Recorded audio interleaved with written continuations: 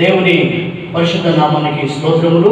కూడొచ్చిన మీ అందరికీ ప్రభువైన యేసు నామములో అందరికీ వందనాలు. హల్లెలూయా, హల్లెలూయా. దైవ ప్రేమని బిడ్డలారా, ఈరోజు పరిశుద్ధాత్మ దేవుడు మనతో మాట్లాడే ఆ శ్రేష్టమైన మాట, ఆ ప్రాముఖ్యమైన మాట, అది మన మనసులో కనుక పెట్టుకున్నట్లయితే నిశ్చయముగా మనము దీవెనకరంగా మారుతాం. దేవునికి స్తోత్రం, హల్లెలూయా. ఈరోజు ఏ మాట అంటే తొందరపాటు. ఏంటండి తొందరపాటు? తొందరపాటు అంటే మీకు ఒక మాటలో జ్ఞాపకం చేస్తాను. సమయాన్ని కంటే ముందు పరిగెత్తడం. మన సమయం రాకముందే మనం మాట్లాడడం, మనకు టైం ఇవ్వకముందే మనం ఆ పని చేయడం.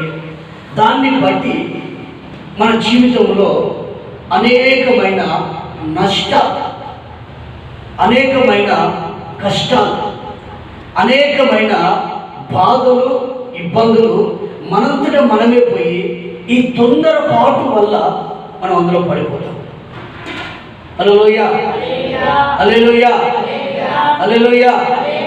అందుకే దేవుని వాక్యము ఏమని సెలవిస్తుందంటే, ఒకరోజు దేవుడు ఏమనుకున్నాడు తెలుసా? ఆయన మనసులో అనుకున్నాడు. ఏమని? బాబు రాజా, నీ సింహాసనాన్ని నేను సదాకాలము స్థిరపరచాలి అని దేవుడు అనుకుంటున్నాడట. అనుకున్నాడు. అనుకొని అనుకోక ముందే అంతకంటే స్పీడ్గా ఈయన ఒక పని చేశాడు. ఆ పని ఏంటిది? అవివేకం పని అట. ఏ పని చేశాడు? అవివేకం పని చేశాడు కనుక ఇక నీ రాజ్యము ఉండదు పో అన్నాడు. ఎందుకు ఉండదు అంటే, నేను నా చిత్తానుసారంగా చేయగలిగిన ఒక వ్యక్తిని కనుక్కున్నాను. ఆమేన్, హల్లెలూయా. నీ రాజ్యాన్ని నేను స్థిరపరచాలనుకున్నాను, కానీ నువ్వేం చేశావు? నాకంటే స్పీడ్గా, నీకు తొందర ఎక్కువ, ఆలోచన తక్కువ, అవగాహన లేదు. అందుకే ఈ తొందరపాటు నిర్ణయాల వల్ల, ఈ తొందరపాటు వల్ల అనేకులు ఏమైపోతున్నారంటే ఫెయిల్ అయిపోతున్నారు. సమయానికంటే ముందుగా పరిగెత్తుతున్నారు. మాట్లాడడం అవకాశం లేకముందే మాట్లాడేస్తున్నారు. దానివలన అనేకమైన అనర్థాలు, అనేకమైన నష్టాలు, అనేకమైన ఇబ్బందులు, అనేకమైన ఆర్థిక సమస్యలు హల్లెలూయా, హల్లెలూయా కలుగుతూ ఉన్నాయి. అందుకే మాట్లాడడానికట, నిదానించాలట, పని చేయడానికట వేగిరపడాలట. మాట అనడమే సరిపోదంట. ఆమేన్. మామూలుగా చూడండి, మనకు సంబంధంగా వచ్చింది అనుకోండి, సంబంధమే వచ్చింది, అసలు ఏమి లేవు మన ఇంట్లో. నేను ఇది ఇస్తాను, అది ఇస్తాను, అది ఇస్తాను, ఇది ఇస్తాను అన్నా అనుకోండి, రేపు ఇవ్వకపోతే ఏమవుతుంది? ఎంత ప్రమాదం జరుగుతుంది? నువ్వు అనుకుంటున్నావు నోటి మాట అనుకుంటున్నావు, నోటి మాట అనుకుంటున్నావు, నువ్వు నోటి మాట అనుకుంటున్నావు. ఆపదలో ఉన్నప్పుడు ఒక రకంగా, ఆపద తీరినాక మరొక రకంగా మాట్లాడితే మన జీవితంలో ఆశీర్వాదం ఉండదు. ఆశీర్వాదం లేకపోగా ఇక నష్టం మీద నష్టము, కష్టం మీద కష్టము, బాధ మీద బాధ, సమస్యల మీద సమస్యలు అవి వాటితో వస్తూ ఉంటాయి. ఎంత ప్రార్థన చేసినా ప్రభు ఆలోచిస్తలేడు. నీ నోటి మాటే నీకు వ్యతిరేకంగా అయిపోయింది. నీకు నీవే ఉత్తరవాదిగా మారిపోయావు. ఆమేన్, హల్లెలూయా. మొదటి సమూయేలు 13వ అధ్యాయము 12వ వాక్యాన్ని మనం చదవగా విందాం. ఇంకను యెహోవాను శాంతి పరచక ముందే ఫిలిష్తీయులు గిల్గాలులోకి వచ్చి నా మీద పడుతురనుకుని చూసావా, ఎవరు చెప్పలేదు, ఎవరు ప్రోత్సహించలేదు. నా అంతటా నేను అది నువ్వు చేయొద్దు అని నువ్వు ఏం చేశావు? సాహసం చేశావు. ఎవరు చేయమన్నారు? ప్రోత్సహించారా? ఎవరు లేదే. బలపరిచారా? లేదే. కానీ నీ అంతటా నీవు ఆమేన్ నీ అంతటా నీవు దహన బలి అర్పించి తిని. అందుకు సమూయేలు ఇట్లా నేను నీ దేవుడైన యెహోవా నీకు ఇచ్చిన ఆజ్ఞను గైకొనక నీవు అవివేకం పని చేసినవి ఇశ్రాయేలు మీద సదాకాలము స్థిరపరచుటకు యెహోవా తలంచి ఉండెను గాని అయితే నీ రాజ్యము నిలవదు. హల్లెలూయా, హల్లెలూయా. చూడండి ప్రేమగా బిడ్డలారా, ఒకప్పుడు నీ స్థితి ఏంటి? నీ పరిస్థితి ఏంటి? అసలు నువ్వు ఎక్కడ ఉండాలి? ఏ స్థితిలో ఉన్నావు? ఏ పరిస్థితిలో ఉన్నావు అంటే బెంజమిను గోత్రము చిన్న గోత్రం. బెంజమిను వాడు అల్పం. ఆ గోత్రంలోనే ఈ కుటుంబం. ఏ కుటుంబము? ఇశ్రాయేలీయులకు మొదటి రాజుగా దేవుడు అభిషేకించిన కుటుంబము అల్పమైన కుటుంబం అట. అంటే చిన్న కుటుంబం అట. ఆమేన్, హల్లెలూయా, హల్లెలూయా. అందరూ పెద్ద ఉన్నారు సార్ ఊళ్ళో. మా ఇల్లు చాలా చిన్నది సార్ అన్నాడు.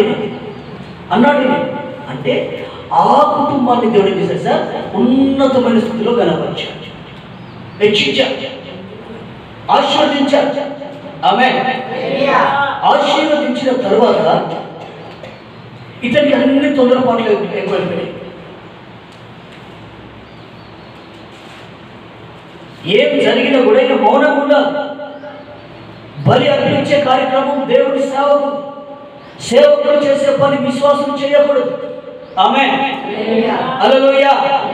బలి ఎవరు అర్పించాలి? సమూయేలు అర్పించాలి, సేవకులు అర్పించాలి. సేవకులు వచ్చేంత వరకు నువ్వు కనిపెట్టుకొని చూసుకుంటూ ఉండాలి.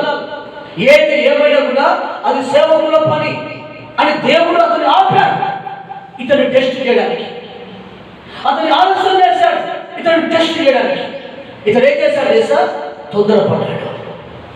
ఇతడు ఏం చేశాడు తెలుసా? తొందరగా నిర్ణయం తీసుకున్నాడు. ఇతడు ఏం చేశాడు తెలుసా? ఆమేన్, హల్లెలూయా. దేవుని ఆజ్ఞను తృణీకరించాడు, త్రోసివేసి ఇతడు బలి అర్పించాడు. ఇతడు బలి అర్పించిన మునిపే సమూయేలు దేవుడు పంపించాడు. సమూయేలు రానే వచ్చాడు. ఎంత పని చేశాడు ఆయన! ఇంతకాలంలో కష్టపడదంతా ఒక్క క్షణంలో మొత్తం పోయింది, ఒక్క నిమిషంలో పోయింది. ఎందుకు? నీ తొందరపాటును బట్టి. హల్లెలూయా, హల్లెలూయా, హల్లెలూయా. మనం తొందరపాటు నిర్ణయాలను బట్టి ఎంత లాస్ అవుతామో తెలుసా? ఎంత నష్టపోతామో తెలుసా? ఆమేన్, ఆమేన్. మాట ఊరికే పోదండి. ఒకరు మాట్లాడిన మాటను బట్టి తన ప్రాణం పోయింది, తన తొందరపాటును బట్టి. ఎందుకు? ఈయనదేమో రాజ్యం పోయింది, ఆయనదేమో ప్రాణం పోయింది. ఈయనదేం పోయింది? రాజ్యం పోయింది. ఆయనదేం పోయింది? ప్రాణం పోయింది. మరి ఎందుకు నువ్వు చెప్పావు నాయన అంటే, రాజుగారి శత్రువు కదా, చనిపోయిన సంగతి చెప్తే నాకేమైనా బహుమతి దొరుకుతుందేమో, నాకేమైనా గిఫ్ట్ దొరుకుతుందేమో, నాకు ఉన్నతమైన స్థితి ఇస్తాడేమో, నన్ను విజయంతో ఊరేగిస్తాడేమో అని నేను అనుకొని ఈ మాట త్వరగా చెప్పేశాడు. అప్పుడు రాజు ఏమన్నాడు తెలుసా? అభిషేకించిన వాడిని నువ్వు ముట్టుటకు ఎవడివి? దేవుడు అభిషేకించాడు. ఆమేన్, హల్లెలూయా. ఒక్కసారి ఇలా ముట్టుకుంటే చాలు సేవకుని మహాభయంకరమైన శిక్ష, మామూలుగా రాదు. ఆమేన్. మీకు విషయం చెప్పనా?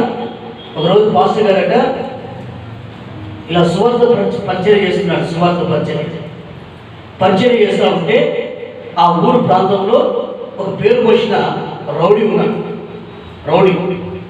ఆ రౌడీ ఏం చేశాడంటే ఈ బైబుల్ తీసుకొని కాలుతో తొక్కాడట.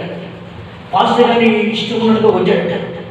కొడితే అప్పుడు ఆ పాస్టర్ గారు బైబుల్ తీసుకొని ఆయన కొట్టిన దెబ్బలన్నీ కూర్చుకొని యేసు రక్తం చేయమని తిన్నగా వెళ్ళిపోయి ఆయన ప్రార్థన చేసుకుంటున్నాడు. ఇంచుమించుగా వారం రోజులైందట. ఆ ఊర్లో అనేకమైన పిచ్చి కుక్కలు కరిసిన కుక్కలు. హల్లెలూయా. ఒక రోజు ఇలాగ పెద్ద సభ అంటే గ్రామ పంచాయతీ జరుగుతుందట గ్రామంలో. ఆ గ్రామంలో గ్రామ పంచాయతీ జరుగుతున్న ఆ సమయంలో ఏం జరిగింది సరే, ఆ పిచ్చి కుక్క వచ్చి ఎవరి కలవలేదట. ఇది తొడను పట్టిందట. ఏ వ్యక్తి అయితే పాస్టర్ గారిని కొట్టి బైబిల్ చదివాడో ఆ వ్యక్తి తొడను బట్టి అతడు చనిపోయేంత వరదాకా ఆ కుక్క అతను విడిచిపెట్టాట. స్తోత్రం. హల్లెలూయా. నా జీవితంలో జరిగిన సంఘటన నేను చెప్తాను వినండి. కాశీపులో ఇప్పటికీ ఉన్నాడు, బ్రతికే ఉన్నాడు, పెద్ద డాన్. నేను అప్పుడు నీళ్ళ డ్రమ్ములు, ఈ సిమెంట్ డ్రమ్ములు ఉంటాయి, ఈ సిమెంట్ డ్రమ్ములు అమ్మితే ఆ వ్యక్తికి ఇస్తే డబ్బులు లేవు. అది నాకు తెలుసు. నా దగ్గర కొంచెం డబ్బులు ఉన్నాక చూసుకొని మరి ఆయనకి ఇస్తే సిమెంట్ తెచ్చుకోవాలి.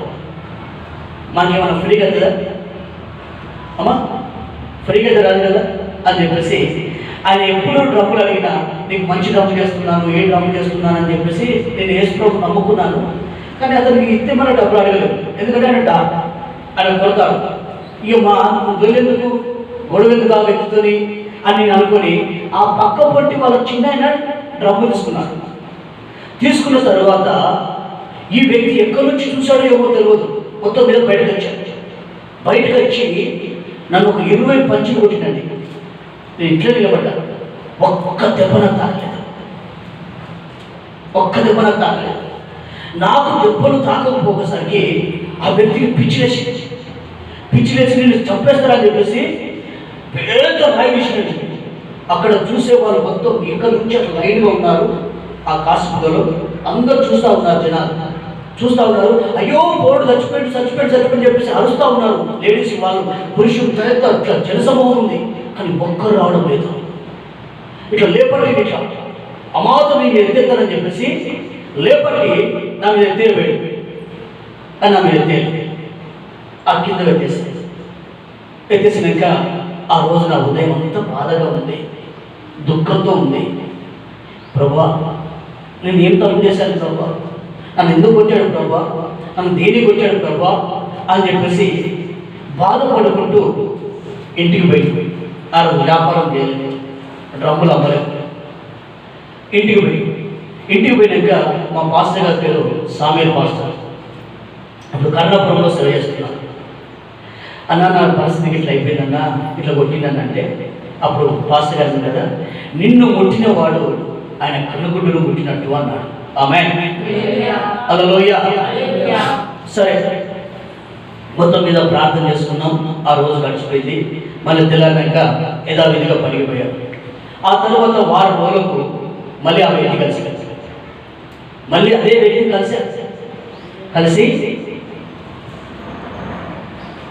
అనానికి మనిషి డ్రమ్ము చేయించాలన్నా తీసుకోండి అని చెప్పేసి ఇచ్చారు. ఇంకా డబ్బులు ఇవ్వలేదు. అప్పుడు ఆ వ్యక్తి అన్నాడు కదా, తమ్ముడా, నేను కొట్టిన వాడు ఎప్పుడు బతికినట్టుగా లేదు. ఆల్రెడీ నీ కాళ్ళు ఎరిగిపోవాలి. నేను 10-15 పంచులు నేను కొట్టాను అని అతనికి నాకు ఇంతే తేడా. ఇక్కడే ఇంతే దూరం ఈ కాళ్ళ మీద కొడితే ఒక్క పంచి తాకలేదు. అప్పటికి నాకు పిచ్చకి పెరిగింది, వీళ్ళకి ఎందుకు దెబ్బలు తాకుతలేమని ఆ రాయి కట్టాను. ఆ రాయి ఆయన ఆగిపోయాడు, చేతులు వెనుకలేవు. స్తోత్రం. హల్లెలూయా. హల్లెలూయా. అప్పుడు నేను ఏడ్చుకుంటున్నా, దేవుని సాక్ష్యం చెప్పాను. నా దేవుడు ఇలా నన్ను కాపాడాడు. ఆయన లేకపోతే నా బ్రతుకు లేదు, ఆయన లేకపోతే నా జీవితం లేదు, ఆయన లేకపోతే నేను లేదు, ఆయన దర్శించగలిగిన నేను దేవుడిని నమ్ముకున్నా అని చెప్పి ఆయన సువార్తను నేను ప్రకటించాను. ఆమేన్. ఇప్పుడు నన్ను చూస్తే గడగడ వణికిపోతాడు. చెప్పాడు ఆయన, నువ్వు నిజంగా యేసు ప్రభు భక్తుని కానీ. ఆమేన్ ఆమేన్. ప్రేమగా బిడ్డలారా, ఆ రోజు ఆయన చెప్పిన సాక్ష్యం నేటికి ఆయన ఇంకా బ్రతికే ఉన్నాడు. నన్ను చూస్తే మాత్రం ఎల్ఎల్బి లాయర్ నన్ను చూస్తే మాత్రం తమ్ముడు ప్రైజ్ ది లార్డ్ అంటాడు. హల్లెలూయా హల్లెలూయా. అట్లా ఎరుకల వాళ్ళకు ఒక 10 మంది మంచి పచ్చి రక్తం తాగే వ్యక్తులను తీసుకువెళ్ళి ప్రార్థన కూడా చేపించాడు. దేవునికి స్తోత్రం, దేవునికి స్తోత్రం. కనుక ఆయన తొందరపడి నన్ను కొట్టాడు కానీ నా దేవుడు నన్ను తప్పించాడు. ఒక ఆయన ఏం చేశాడు తెలుసా? తొందరపడి మాట్లాడాడు. ఏమని మాట్లాడాడు? అయ్యా, నేను అభిషక్తుని చంపేశానయ్యా, యెహోవా అభిషేకించమని చెప్పానయ్యా. ఆయన ఎవరో తెలుసా? నీ శత్రువయ్యా అని చెప్పాడు. ఎవరు చెప్పాడు? దావీదుకు చెప్పాడు. ఫ్రెండ్స్, 1:14 చదువు. అందుకు దావీదు భయపడక యెహోవా అభిషేకించిన వాణ్ణి చంపుటకు నీవేగా అతని మీద చేతివి. నీవు నాతో చెప్తివే, నీ నోటి మాట నీ మీద సాక్ష్యం కనుక నీ ప్రాణమునకు నీవే ఉత్తరవాదివని అతను చంపమన్నాడు దావీదు రాజు. ఇతని రాజ్యం పోరని కారణం ఎవరు? అతనే. ఇతడు ప్రాణం పోరని కారణం ఎవరు? ఈ సైనికుడే. ఈ సైనికుడు ఏమని చెప్పాడు? రాజు దగ్గరికి వెళ్ళి చెప్తే రాజు దగ్గర నాకు బహుమానం దొరుకుతుంది, నాకు ఘనత దొరుకుతుంది, నాకు గౌరవం దొరుకుతుంది అనుకున్నాడు కానీ నా ప్రాణం పోతుంది అనుకోలేదు. స్తోత్రం. హల్లెలూయా హల్లెలూయా. కనుక ప్రియమైన దేవుని బిడ్డలారా, ఈరోజు నీతో ప్రభు మాట్లాడుతున్నాడు. ఆమేన్. మాట్లాడడానికి నిదానించాలి. మాట ఫ్రీగా అవుతుందని ఇష్టం ఉన్నట్టుగా మాట్లాడతాడు, నోరు ఉందని మాట్లాడతాడు. మూర్ఖుడు అంటే ఏమేమో మాట్లాడతాడు, జ్ఞానం కలిగిన వాడట జ్ఞానయుక్తంగా మాట్లాడతాడ. ఆమేన్ ఆమేన్. అందుకే సామెతల గురించి చదివితే సామెతలలో నోటిని గురించిన విషయాలు చాలా చక్కగా రాయబడి ఉన్నాయి. ఈ నోటిని మనం శపించి ఈ నోటిని ప్రార్థన చేస్తే అది ప్రభు ఆలకించవచ్చు. ఇది నీ గుండెలో రాసిపెట్టుకోవాల్సిన మాట. నువ్వు ఇప్పుడే కూతురు మాట్లాడు, ఇప్పుడే నువ్వు ప్రార్థన చేస్తే ఎన్నడూ నీ ప్రార్థన వినడు. ఎందుకు వినడు తెలుసా? వినాలి అంటే ఫస్ట్ సైతాను దేవుడు క్షమించాలి. దేవుడు సైతాను క్షమించడు. సైతానుకు గర్వం ఎక్కువ. సాతాను స్వభావం, సాతాను ఆలోచన, సాతాను బుద్ధి అది మనలో నుంచి పోవాలి. ప్రైజ్ అలాడ్, ప్రైజ్ అలాడ్. తొందరపాటు వల్ల ఆస్తులు పోతాయి, ఆరోగ్యాలు కూడా పోతాయి, క్షేమము పోతుంది. మనిషి క్షీణించి క్షీణించి క్షీణించి నశించిపోతాడు తొందరపాటు వల్ల. హల్లెలూయా హల్లెలూయా. ఈరోజు ఏ తొందర నేను ఇబ్బందికరంగా ఉంది. ఒక వ్యక్తి తొందరపడి తన సింహాసనాన్ని వదులుకున్నాడు. ఒక వ్యక్తి తొందరపడి తన ప్రాణాన్ని పోగొట్టుకున్నాడు. మరొక వ్యక్తి ఉన్నాడు, అతని పేరు యోప్తా. ఏం పేరండి? యోప్తా. ఏం పేరు అమ్మా? యోప్తా. ఈ యోప్తా బలవంతుడు, యుద్ధ వీరుడు. జయాన్ని యుద్ధంలో వెళ్తే జయము పొందేవాడు. దేవుని పక్షాన యుద్ధానికి వెళ్తున్నారు కనుక దేవుని ప్రజలందరూ అతని కొరకు మానక ప్రార్థన చేస్తారు, అంగలారుస్తారు, విలాపం చేస్తారు. యుద్ధంలో జయము తప్పకుండా రావాలని ఈయన కొరకు విజ్ఞాపన చేసే విజ్ఞాపన కర్తలు కూడా ఉన్నారు.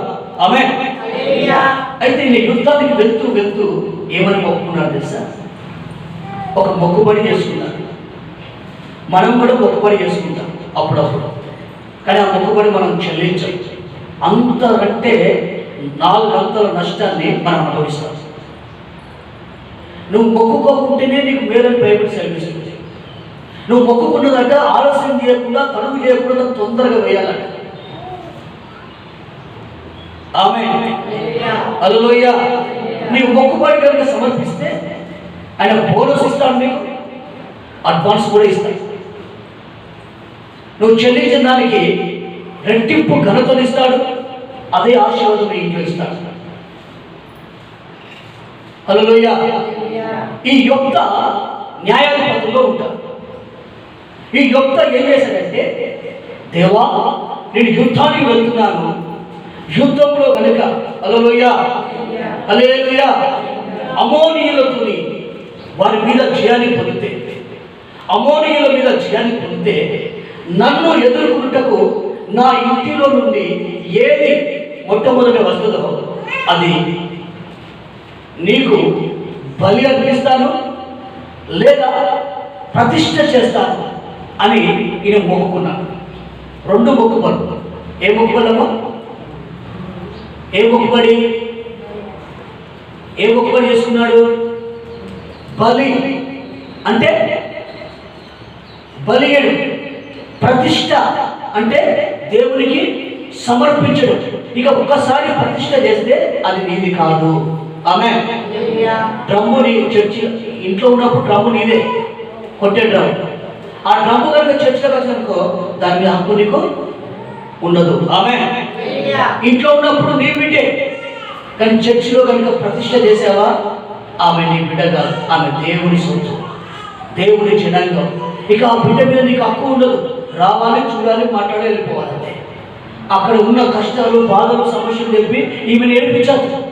అది న్యాయాధిపతుల పుస్తకము 11వ అధ్యాయం 31 నుంచి 35 వరకు. అమోనీయుల యొద్ద నుండి క్షేమముగా ఇంటికి తిరిగి వచ్చినప్పుడు నన్ను ఎదుర్కొనుటకు నా ఇంటి ద్వారం నుండి అది యెహోవాకు ప్రతిష్ఠితమగును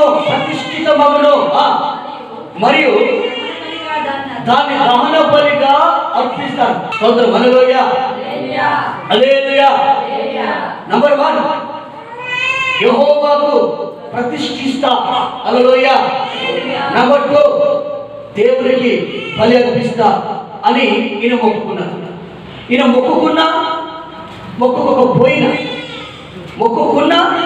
మొక్కుకోకపోయినా ఈయనకి ఏమొచ్చేది?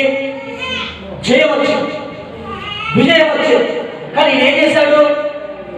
మొక్కుకున్నాడు. హల్లెలూయా హల్లెలూయా. ఈయన మొక్కుకున్నట్లుగానే దేవుడు ఏం చేశాడు?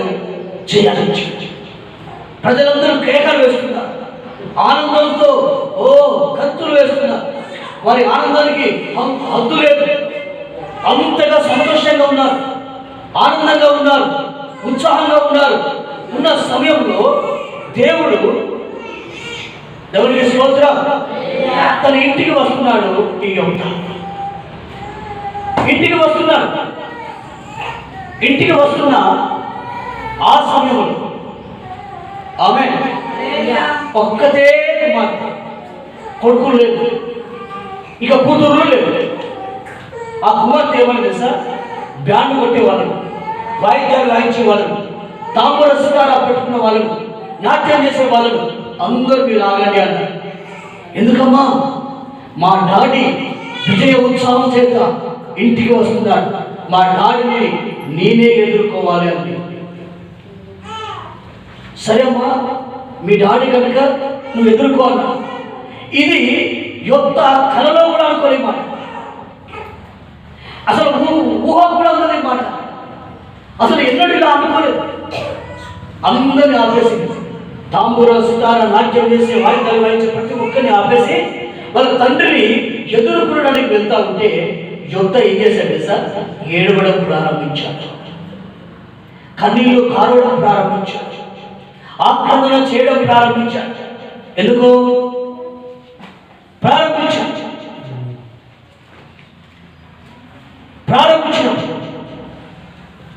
నా కుమార్తె నేనేం చేయాలి?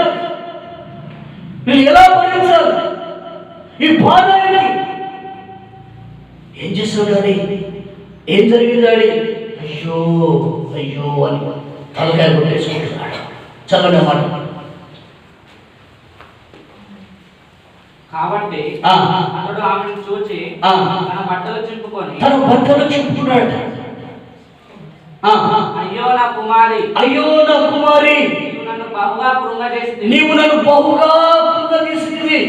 నీవు నన్ను తలడింప చేయవారిలో ఒక్కతివై ఉన్నావు.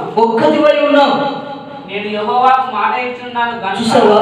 మాట ఇచ్చాను. ఎవరికి మాట ఇచ్చావు? ఎవరికి మాట ఇచ్చావు? ఎవరు చూస్తున్నారు? ఎవరి ఎదుట ప్రమాణం చేశావు? మామూలుగా ఎవరు చూడలేదు అనుకుంటున్నావా? జీవము కలిగిన దేవుడు చూశాడు. ఆమేన్, హల్లెలూయా, హల్లెలూయా. ప్రతి ఆలోచన ఎరిగిన వాడు. నా కుటుంబం ఎందుకు దీవించబడతలేదని అనుకుంటున్నావేమో. నువ్వు చేసిన ప్రమాణాలు, నువ్వు చేసిన తీర్మానాలు నా దేవుడు చూశాడు. అవి తీరకుండా మనం దీవించబడదు. స్తోత్రం, హల్లెలూయా. డాడీ నన్ను దేవునికి ఇస్తాన్నావా అంటే ఆమె నేను పెళ్లి కాలేదు, అంటే వివాహం కాలేదు. ఆమె ఎవరు? కన్యక. ఇప్పుడు కన్యకను ఎవరికి ఇస్తున్నారు? ఇక పెళ్లి చేయాలి. ఇక అంటే వంశావళి ఉండదు. ఎందుకు అలా ఉండదు? ఎవరు మొక్కుకున్నారా? మొక్కుబడి ఆయన మొక్కుకున్నదే కదా. ఆయన మొక్కుకున్నదా మనం మొక్కుకున్నాము? నువ్వు చెప్పు. తొందరపడి ఏ మాట అనద్దు, జాగ్రత్త. Praise the lord. ఆపద ఉన్నప్పుడు ఒక మాట, ఆపద తీరినాక ఒక మాట. పరలోకమందున్న తండ్రి చూస్తున్నాడు, పరలోకమందున్న తండ్రి చూస్తున్నాడు. జాగ్రత్త. దేవుడికి స్తోత్రం. ఇప్పుడు ఎంత వచ్చి ఏడ్చినా, ప్రారంభించినా, కన్నీళ్లు కార్చినా, ఎన్ని రోజులు ఉపవాసం ఉన్నా మొక్కుబడి చెల్లించు, మొక్కుబడి చెల్లించు. అది ఎవరికి మొక్కుకున్నావు? నువ్వు మొక్కుకోకుంటేనే నీకు మేలాట. Praise the lord. దేవుడి సన్నిధి అది. ఆమేన్. ఇప్పుడు ఈ అమ్మాయి కొన్ని రోజులు కొంత టైం తీసుకుని వెళ్ళి తన కన్యత్వం గురించి ఏడ్చి, విలపించి, కన్నీళ్లు కార్చి ఇక వచ్చి దేవునికి సజీవ యాగంగా ప్రతిష్ఠ చేసుకుంది. దేవునికి ప్రతిష్ఠ చేసుకుంది. ఆమేన్, హల్లెలూయా. ఎల్లారెడ్డి పెళ్లిలో ఒక సహోదరుడు, వాళ్ళు రజాకు వాళ్ళు, చాలా శ్రీమంతులు, చాలా ధనవంతులు, ఫుల్ డబ్బు ఉంటుంది, అనేకమైన వ్యాపారం. వాళ్ళ బిడ్డకు గుండెలో రంధ్రం పడ్డది.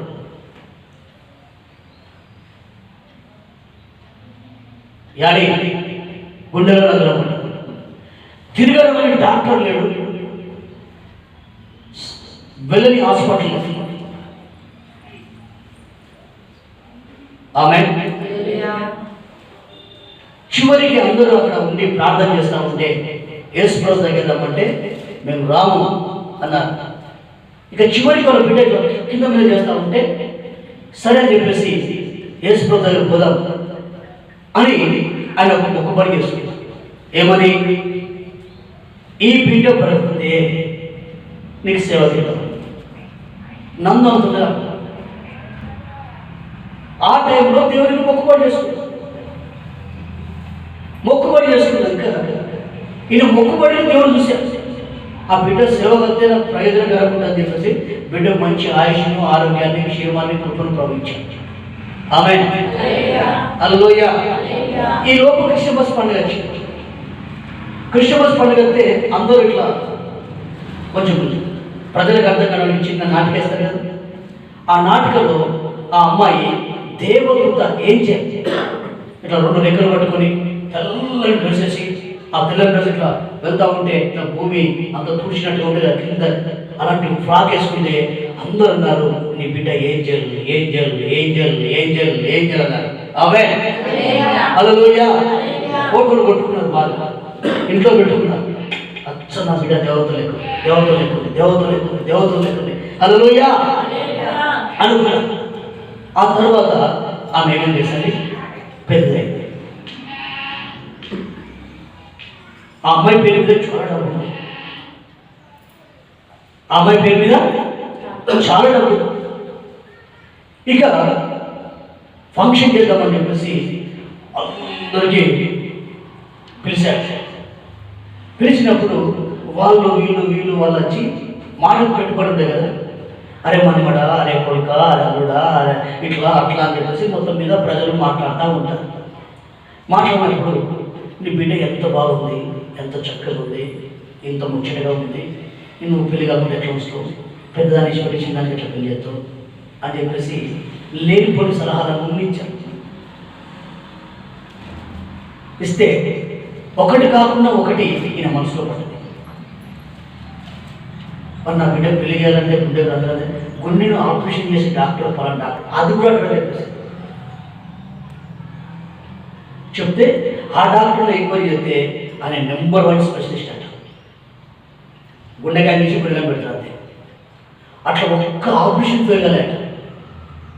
హల్లెలూయా అని చెప్పేసి ఇక ఆయన నెంబర్ తీసుకొని ఆయన ఫోన్ చేసి ఆయన రద్దు చేసి సరే గుండె మార్చేద్దామని తీసుకురామని చెప్పేసి డాక్టర్ అన్నాడు. ఆ రోజు ఇంచుమించుగా 30 మంది 40 మంది పేషెంట్లకు ఆయన ఆపరేషన్ చేశారు. చివరి ఆపరేషన్ అయితే ఒకవేళ కరెంటు పోతుందేమో అని చెప్పేసి జనరేటర్ కూడా ఆమెలో పెట్టుకున్నాను. కరెంటు మీద ఆధారపడలేదు. ఆమె గుండెకాయ తీయగానే ఎదురన్నాడు, వచ్చేసేపు అన్నాడు. డాక్టర్ గారు ఆపరేషన్ చేయగానే ఆయన కత్తెరగా 4 వేసి వచ్చినట్టు ఎన్ని ఆపరేషన్లు అద్భుతంగా జరిగినాయి. ఈ ఒక్క ఆపరేషన్ చేయలేదని చెప్పేసి కత్తెరని కింద కొట్టి వెళ్ళిపోయినట్టు. బాబు నీ కుమార్తె ఇక్కడ ఉండడం ఇష్టం లేక ఆడికి వెళ్ళిపోయిందని. సరే సార్ నా కుమార్తె బాడీ నాకు ఇవ్వండి అని హైదరాబాద్ ఆయన ఒక్కడే, ఇంకెవరు పోలే. అందరినీ ఇంటికి ఫోన్ చేసి నా బిడ్డ ప్రభు దగ్గరికి వెళ్ళిపోయింది, మీరు అన్ని కార్యక్రమాలు చేయండి అని చెప్పి హైదరాబాద్ నుంచి వస్తూ ఉంటే స్టేషన్ లో కార్ ఆపి, పాస్టర్ గారు నా బిడ్డ ప్రభుత్వంతో నిద్రించింది, మీరు వచ్చి సమాజ కార్యక్రమం చేయండి అని చెప్పేసి పాస్టర్ గారికి ఆయన కార్ ఆపి వెళ్ళి చెప్పచ్చారు. వెంటనే అయ్యో అని చెప్పేసి పాస్టర్ గారు కూడా వచ్చేసి ఆ కార్యక్రమం భూస్థాపన కార్యక్రమం అయిపోయింది. ఆ తర్వాత 5 కార్యక్రమం ఆ బిడ్డ మీద ఉండే డబ్బులని అవన్నీ నాకెందుకు, నా బిడ్డకే అని చెప్పేసి పాస్టర్లను పిలిచి ప్రార్థనలు పెట్టి మంచి కానుకలు ఇచ్చి బట్టలు పెట్టి ఆ కార్యక్రమం చేశారు. ఆ తర్వాత ఏం చేశారు, ఇంకా డబ్బులు మిగిలింది, నా బిడ్డ ఎవరు కాదు ఈ మందిరమే అని ఒక మందిరాన్ని కట్టించాడు. స్తోత్రం, హల్లెలూయా హల్లెలూయా. ఇప్పుడు మందిరాన్ని కట్టించి ఆ మందిరాన్ని బాగోగా చూసుకుంటున్నాడు, ఆ మందిరాన్ని క్షేమాన్ని చూస్తున్నాడు. ఆ మందిరం చూసినప్పుడల్లా తన పెద్ద కుమార్తె గుర్తొస్తుంది. హల్లెలూయా. అప్పుడు అన్నాడు, నేను ఆపరేషన్ చేయకపోయినా నా కుమార్తె నా రోజున బ్రతికేది, ఈ పెళ్లి ఆలోచన రాకపోయినా నా కుమార్తె నాతో ఉండేది, నాతో ఉండడం కంటే నా తండ్రి దగ్గర ఉండడం శ్రేష్టమని ఆమె అక్కడికి వెళ్ళిపోయింది. హల్లెలూయా హల్లెలూయా. అంటే నిర్ణయం తొందరపాటు నిర్ణయాన్ని బట్టి, ఏంటంటే తొందరపాటు నిర్ణయాన్ని బట్టి ఒక్కతే ఒక కుమార్తె, ఇక ఆయన వంశం లేదు, ఆయన గోత్రం లేదు, ఆయన వంశావళి లేదు. దేవుని కొరకు ప్రతిష్ఠ చేశారు. ఆమేన్, హల్లెలూయా హల్లెలూయా. మనం కూడా తొందరపడి మనం అదొకటి ఇదోటి అంటాం, ఆ తర్వాత మనం మర్చిపోతాం. మళ్ళీ ఎప్పుడు జ్ఞాపకం అవుతుంది, మళ్ళీ ఆ బలహీనత వచ్చినప్పుడు, ఆ బాధ వచ్చినప్పుడు, ఆ సమస్య వచ్చినప్పుడు, ఆ వేదన కలిగినప్పుడు నీ తొందరపాటు మాటలు అప్పుడు గుర్తొస్తాయి. దానికి ప్రేమ బిడ్డారా, మనము తొందరపాటు కాదు కానీ సరైన సమయానికి సరైన నిర్ణయం, సమయానికంటే ముందు పరిగెత్తి మనం ఏమి చేయలేదు. Praise the lord, praise the lord. Bhupalpally జిల్లా కలెక్టర్ ఎన్ని గంటలకు వస్తాడయ్యా అంటే 11 గంటలకు వస్తాడట. మనం పరుగున 9 గంటలకే పరిగెత్తిపోయి అక్కడ కూర్చున్నాం అనుకో, ఏం చేయాలి, వచ్చేదాకా నీ టైం కాదు, చర్చి కదా మనం ప్రభును చూడాలి, ప్రభువు దర్శించాలి, అలా ఉండదు. నువ్వు ఎవరికి ఎంతో విలువిస్తున్నావో దేవుడు చూస్తున్నాడు. నువ్వు ఆఫీస్కి ఇచ్చిన విలువ దేవుడికి ఇస్తున్నావా? నువ్వు చీప్గా తీసుకుంటున్నావు, నువ్వు తేలికగా తీసుకుంటున్నావు. ఇది ప్రభు సీరియస్గా తీసుకుంటున్నాడు. ఆమేన్, హల్లెలూయా. నువ్వు చీప్గా తీసుకుని వెళ్ళిపోతున్నావు, కానీ దేవుడు ఎంత సీరియస్గా ఉన్నాడో తెలుసా? అసలు నువ్వు నా సమయాన్ని పాటించని వాడివి, నా క్రమాన్ని పాటించని వాడివి, నా పద్ధతులను, నా వాక్యాన్ని, నా ఆజ్ఞను గైకొన్న వాడు. హల్లెలూయా, హల్లెలూయా. చివరిగా ఇంకా అనేక విషయాలు బైబిల్లో ఉన్నాయి, అనేక విషయాలు ఉన్నాయి. తొందరపడి నిర్ణయం చేసుకున్నాం. ఈ మన రైతులు అంటారు, కొత్త ఎద్దు పాత ఎద్దు. కొత్త ఎద్దు దానికి భూమిని దున్నిన అనుభవం ఉండదు, ఆ దుక్కిలో నడిచే అనుభవం ఉండదు, అసలు వ్యవసాయం చేసిన అనుభవం దానికి. దాని మెడ కూడా ఏం కాయదు అనుకుంటుంది కదా, నేను ఎంత దొడ్డున్నాను, ఎంత బలంగా ఉన్నాను, ఎంత హుషారుగా ఉన్నాను. ముసలిద్దు నా గట్టిలో నేను నీకంటే నేను ఎంతో స్పీడ్ ఉందో తెలుసా అంటారు. హల్లెలూయా, హల్లెలూయా. అంటే పెద్దలు అనుభవించి చెప్పిన మాట అట, అవి చాలా ఆశీర్వాదకర మాట. పెద్దల మాట సత్యనము అంటారు. పెద్దలు ఊరికే అనలే మాట, వాళ్ళు చెప్పిన ఊరికి అనలే. ఈ ఈ కుర్రగారికి ఏం జరుగుతుంది? యవనస్తులకు అంత తొందరపడి ఎక్కడ పోతారు? తప్పున అడ్డపడిపోతారు. అయితే ఈ ఈ కొత్త ఎద్దుకును ఈ పాత ఎద్దుకు వాళ్ళు ఏం చేస్తారు? నాగలి కాని కట్టి పా బిడప్ప అన్నారు. ఇక చూడు నేను ఎట్లా ముందుగా పోతా అని చెప్పేసి ఉరికి ఉరికి ఉరికి ఉరికి ఉరికి 1 వరకు మొత్తం అయిపోతుంది. దాని బలం ఉడికిపోతుంది, శక్తి పోతుంది, మొత్తం నీళ్ళసిరిపోతుంది. అప్పుడు ఈ ముసలి తల్లి ఇప్పుడు నేను నడిపిస్తా.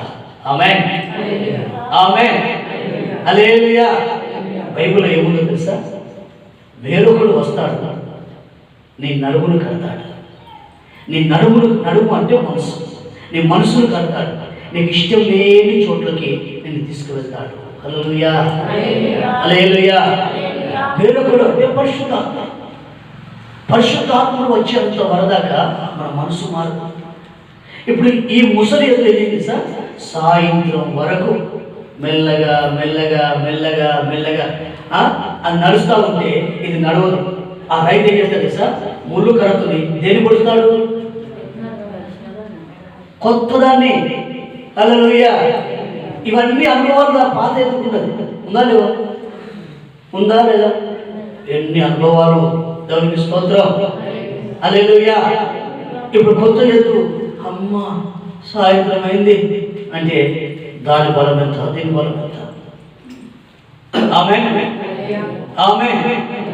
గనుక ఒకరోజు యవనస్తులు ఆలోచన తీసుకున్నారు, అనుభవం కలిగిన జ్ఞానుల మాట పక్కకు పెట్టారు. అతని పేరు హాము. ఎవరండి? హాము. బైబిల్లో ఉన్న హాము. యవనస్తుల మాట విన్నాడు, వృద్ధుల మాట వినలేదు. ఏ ముసలుల మాట నాకెందుకు? ఆమేన్, ఆమేన్. అప్పుడు యుద్ధానికి వెళ్ళి సిద్ధమయ్యారు. యవనస్తులు ఎలాంటి మాటలండి? ఉడుకు రక్తం, సమాధానం లేని మాట, ఆదరణ లేని మాట, బలహీనమైన మాట. దావీదు ఏం చేశాడంటే, హాము వల్ల చనిపోయిన సంగతి విని, దావీదు అమ్మోను రాజు మృతిపొందిన సంగతి విని, ఈ హామును బలపరిచి ధైర్యపడతామని కొంతమంది అతని దగ్గర ఉన్న సైన్యాన్ని పంపించారు. స్తోత్రం, హల్లెలూయా, హల్లెలూయా. వీళ్ళు ఏం చేశారు? తొందరపడి నిర్ణయం తీసుకున్నారు. తొందరపడి నిర్ణయం తీసుకున్నారు. అయ్యా, వచ్చే వాళ్ళు ఎందుకు వస్తున్నారో తెలుసా? నేను పలకరియడానికి కాదు, నేను ధైర్యపరచడానికి కాదు. అసలు మాటలు మనుషులు కలిసి ఎప్పుడైతే చనిపోయినా కానీ ఎంత శత్రువు ఉన్నా కూడా అప్పుడు మాట్లాడతారు. కానీ ఇది ఒక వంక ద్వారా వస్తున్నారయ్యా అని చెప్పేసి అతని కింద ఉన్న కొంతమంది సలహా ఇస్తారు. సలహా ఇస్తే ఈ దావీదు పంపించిన వారిని దూతలను ఏం చేశారు సార్? పట్టుకొని ఏం చేశారు సార్? సగం గొడవలు వేశారు, సగం గడ్డ గీకారు, వారి వస్త్రాలు దింపారు, నానా గోల చేశారు, అల్లరి చేశారు, చేసి అతన్ని పంపించారు. ఈ విషయం ఎవరు తెలిసింది? దావీదు తెలిసింది. వాళ్ళు వచ్చింది కొరకు బలపరచడానికి, ఓదార్చడానికి, సమాధానపరచడానికి, నెమ్మదిపరచడానికి. వాళ్ళు వస్తే వీళ్ళేం చేశారు? గొడవకు సిద్ధమయ్యారు, యుద్ధానికి సిద్ధమయ్యారు. దావీదు ఊరుకున్నాడా? వీళ్ళు ఇంత భయంకరమైన పని చేస్తే ఊరుకోలేదు. ఈ సలహా ఇచ్చిన వాడిని తుక్కుగా చంపేశారు. బైబిల్ సెలవిస్తుంది 2 సమయంలో 10వ అధ్యాయం మొదటి నుంచి కొన్ని మాటలు.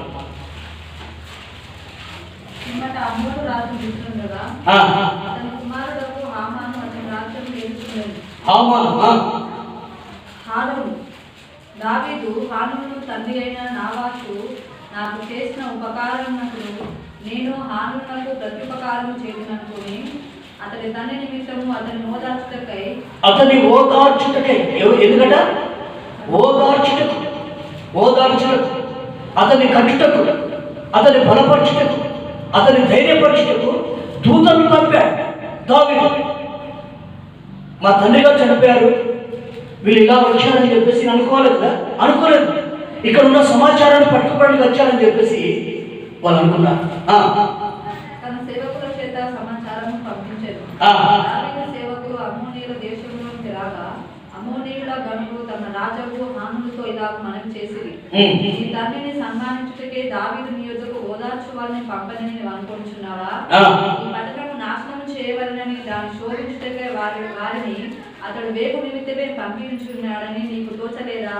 అంతటా హానును దావీదు పంపించిన సేవకులను పట్టుకొని సగము గడ్డము కొరిగించి వారు తొడుగుకొన్న బట్టలను నడిమికి పిర్రల మట్టుకు కత్తిరించి వారిని వెళ్ళగొట్టారు. ఈ సంగతి దావీదునకు వినబడి. చూసినావా? వీళ్ళు వచ్చింది ఎందుకొరకు? ఓదార్చడానికి. కానీ వాళ్ళు చేసింది ఏంటిది? తొందరపడి పని. ఇప్పుడు దానివల్ల ఏం జరిగింది? యుద్ధము రేగింది. హల్లెలూయా, హల్లెలూయా. ఆ యుద్ధంలో అదోరామును రాళ్ళతో కొట్టి చంపారు సేనాధిపతి. మీరు బైబిల్ చదవండి. సేనాధిపతి అయిన అదోరామును రాళ్ళతోని కొట్టి చంపారు. కారణం ఏంటి? ఎందుకు చూడడానికి కారణం ఏంటి? గడ్డం, సగం గుడ్డు, వస్త్రాలు, ఇంకా హీనపరిచారు.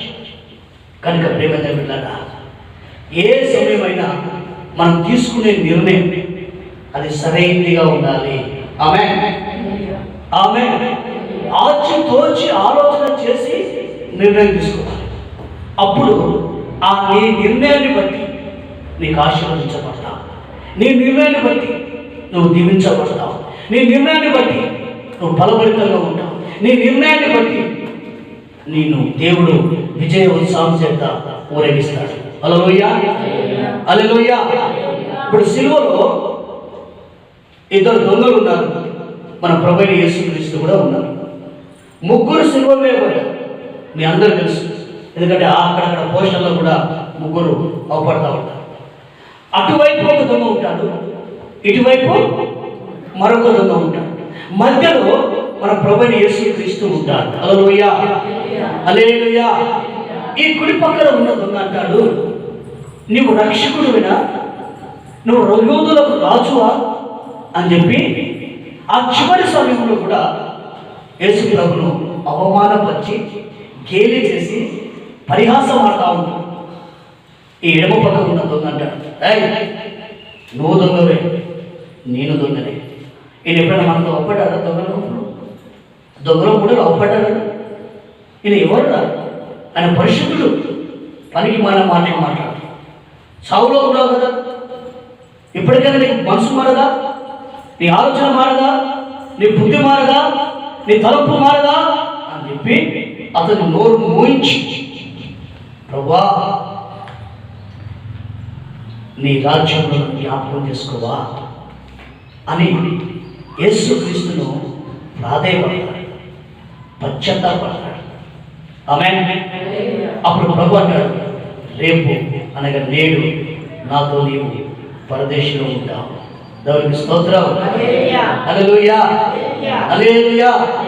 సిలువలో ఉన్న దొంగకు పరదేశం దొరికింది, ఎడమవైపున దొంగకు, కుడివైపున దొంగకు నరకాగ్ని కలిపాడు. నిత్య నరకాగ్ని.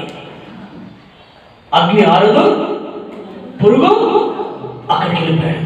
కారణం ఏంటి? ఇతడు తీసుకున్న నిర్ణయం ఎలాంటిది, అతడు తీసుకున్న నిర్ణయం ఎలాంటిది? ఇది చివరి దశలో ఉన్న నిర్ణయం, చివరి సమయంలో తీసుకున్న నిర్ణయం, చివరి టైంలో ఉన్న నిర్ణయం. ఆమేన్, హల్లెలూయా.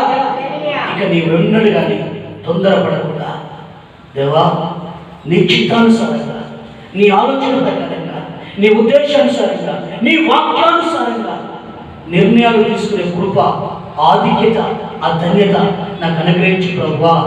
అలాంటి కృప దేవుడు ఇచ్చును గాక. ఆమేన్. అందరూ మోకరిద్దాం, కళ్ళు మూసుకుందాం. మోకరించిన నీవు, కళ్ళు మూసుకున్న నీవు ఒక తీర్మానంలోకి వద్దాం, ఒక తీర్మానంలోకి వద్దాం. సమయానికంటే ముందుగా పరిగెత్తకు. నీ సమయం రాకముందే మాట్లాడకు. తొందరపాటును తీసివేయి. ఆ తొందరపాటు వల్ల అనేకమైన అనర్థాలు నీ జీవితంలో సంభవిస్తూ ఉన్నాయి. కారణం ఏంటి? నీ తొందరపాటే. కారణం ఏంటి? నీ తొందరపాటే. కనుక ప్రేమైన బిడ్డలారా, మన జీవితంలో గొప్ప నష్టానికి కారణం తొందరపాటు, ఇంకొకటి లేదు.